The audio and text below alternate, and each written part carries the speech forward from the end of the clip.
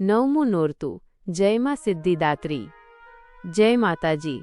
મિત્રો, ભાઈઓ અને બહેનો, આપ સૌનું સ્વાગત છે અમારી કથા સ્ટુડિયો ચેનલ પર.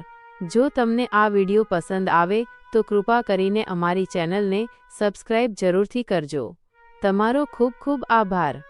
આજે આપણે વાત કરીશું નવમા નોરતા મહાનવમી વિશે, જેને નવરાત્રિનો સૌથી મહત્વનો દિવસ માનવામાં આવે છે. દેવી સિદ્ધિદાત્રી. નવમા દિવસે પૂજાતી દેવી છે માં સિદ્ધિદાત્રી.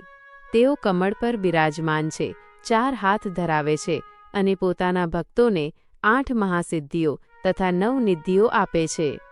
માતા સિદ્ધિદાત્રીની પૂજાથી ભક્તને જ્ઞાન, શક્તિ અને સુખ શાંતિ મળે છે. પૂજા વિધિ. આ દિવસે સવારમાં સ્નાન કરીને સ્વચ્છ વસ્ત્ર ધારણ કરો. કલશ સ્થાપના કરો, દીવો પ્રગટાવો અને માતાને ફૂલ, ચંદન, અક્ષત અને કુમકુમ અર્પણ કરો. વિશેષ પરંપરા છે કન્યા પૂજન. 9 કન્યાઓને ઘરે બોલાવીને તેમની આરતી કરો. ચરણ ધોઈને તેમને પૂરી, ખીર, ચણા જેવા ભોજન કરાવો.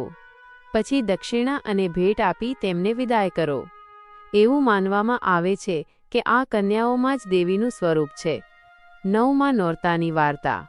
ચાલો હવે સાંભળીએ નવમા નોરતાની પૌરાણિક વાર્તા. એક વખત મહિષાસુર નામના અસુરે કઠોર તપસ્યા કરીને બ્રહ્માજી પાસે અવિજેતાનું વરદાન મેળવ્યું. વરદાન મળતા જ તે અહંકારી બની ગયો અને સ્વર્ગ પર આક્રમણ કરીને દેવતાઓને હરાવ્યા. દેવતાઓએ ત્રિમૂર્તિ પાસે મદદ માંગી. બ્રહ્મા, વિષ્ણુ અને મહાદેવની શક્તિથી પ્રગટ થઈ માં દુર્ગા. તમામ દેવતાઓએ પોતાના હથિયારો દેવીને અર્પણ કર્યા. 9 દિવસ સુધી દેવી અને મહિષાસુર વચ્ચે ભયાનક યુદ્ધ થયું. ક્યારેક તે સિંહનો સ્વરૂપ લેતો, ક્યારેક હાથી તો ક્યારેક માનવ. પરંતુ માં દુર્ગા દરેક સ્વરૂપમાં તેને હરાવતી ગઈ.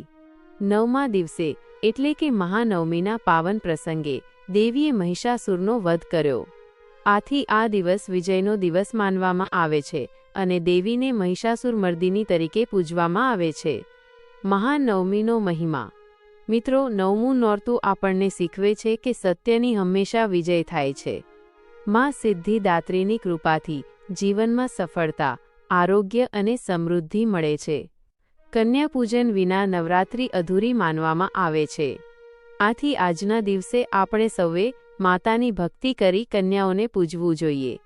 આજનો નવમા નોરતાનો વિડિયો તમને કેવો લાગ્યો? જો તમને આ વિડિયો ગમ્યો હોય તો લાઈક કરો, શેર કરો અને ચેનલને સબસ્ક્રાઇબ કરો.